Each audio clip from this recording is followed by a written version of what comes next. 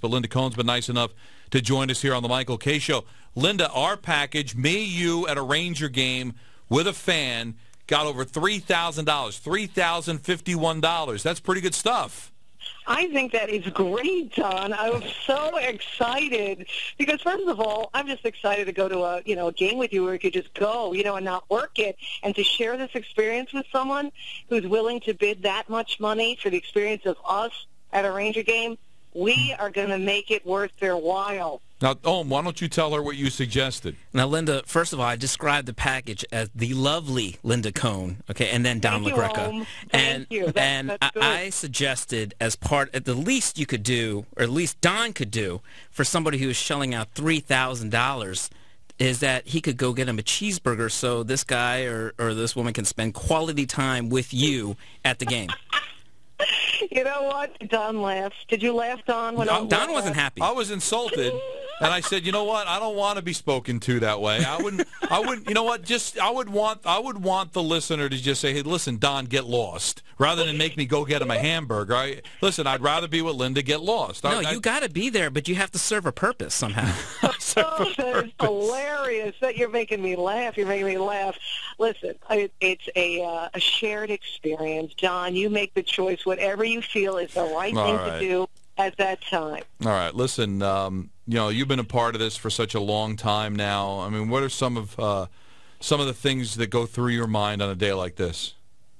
It's a great question. Now we're entering my 22nd year at ESPN, and when I first started, I remember Jim Valvano. He'd been there several years already when I got there, and I remember when he made that speech. I mean, I was not at the ESPYs during that speech, but I remember where I was. I remember what home I was in, what couch I was sitting on. I was fortunate enough that I wasn't working that night, so I was sitting at home and watching him tell everyone, and please, I'm not listening to you telling me to make it short, my speech and all this.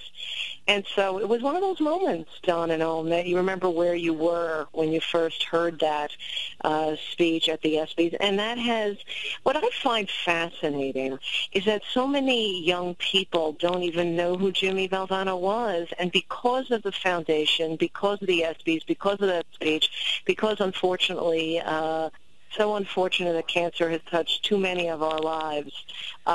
Jim Valvano has remained such a force and impact, part of a lot of helped so many even long after he's gone. So that's what this day means. And it's now a positive day where it's the ESPYs and what it brings each and every year, brings people together, and it reminds us of what still has to be done, which is finding a cure, but also, appreciating those around us and what the event is, and because it's a lot of positive vibes come out of it. Now, Linda, can you give us an idea what it's going to be like to watch a game with you and Don LaGreca? Because Don says he's going to be the analytical one. He's going to make, smart comments about what's going on in the game, and you're the one that's going to be yelling and screaming. Yeah, you're somebody that bangs Don, everything Don says is accurate. I will be either I'm very opinionated. Don already knows this. He has lived it with me, especially during this playoff run, probably to a fault. I'm opinionated, but where I cross over the line at times. But I kind of sort of represent the fans first, and because there's built-in respect for that, because I do know the game as well, sometimes and most of the time I pull it off. So that's what it will be like for this fan. It'll be like Don being the voice of reason, I like to call him. And by the way, doesn't Don have the greatest voice on radio? Oh, he does. And when he reads the news updates, I'm always in complete awe. No, I'm serious. I'm dead serious about this. Complete awe. If I could talk to a girl as smoothly as you read these news updates, I would be the man. Well, if I could talk to a girl as smoothly as I read the SportsCenter updates, right? Don, you do. But, you're right. You're sitting next to the right guy for that. But, yeah, because I'll tell it like it is. But I can't tell you my big thrill, and Don, you'll know how crazy this is. So last night, the one and only party I've attended so far. By the way, I'm here with my daughter. She's 23. She's beautiful. That's, to me, the greatest thing. I'm bringing her to the ESPYs for the first time. So we go to the ESPN, the magazine, the Body Issue party. Okay, yes, there's a party for the Body Issue, ESPN, the magazine. It was last night. And you know what my highlight was, Don? My highlight was seeing, and my daughter spotted him before I did, which was miraculous.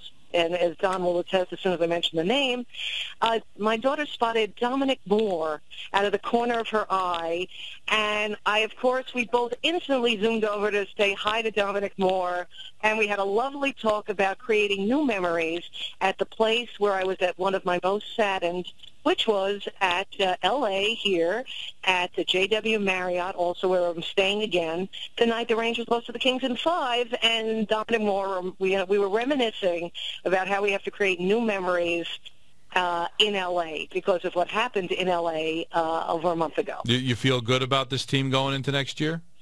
There's a lot of changes, more than I thought were going to happen. But I love Dan Boyle. I love that pickup. I know he's 38 years old, but he's already been training with Marty St. Louis, believe it or not. They've already been on the ice, hitting the gym 2 to 3 weeks ago. Seriously. That's how serious they are. So the leadership in the locker room is going to be great with those two. I miss Brian Boyle already. But as a matter of fact, I talked to Dominic Moore about that because, thank God, I was telling him that he re-signed.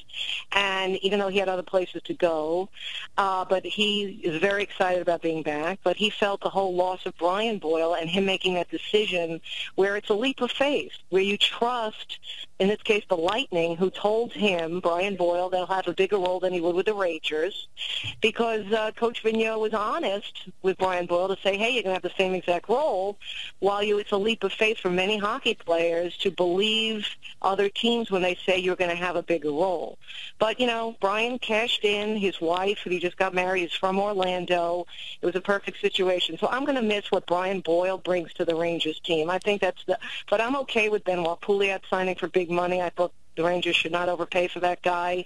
And they're working on, obviously, the restricted free agents, and Kreider, Zuccarello, the names, Brassard.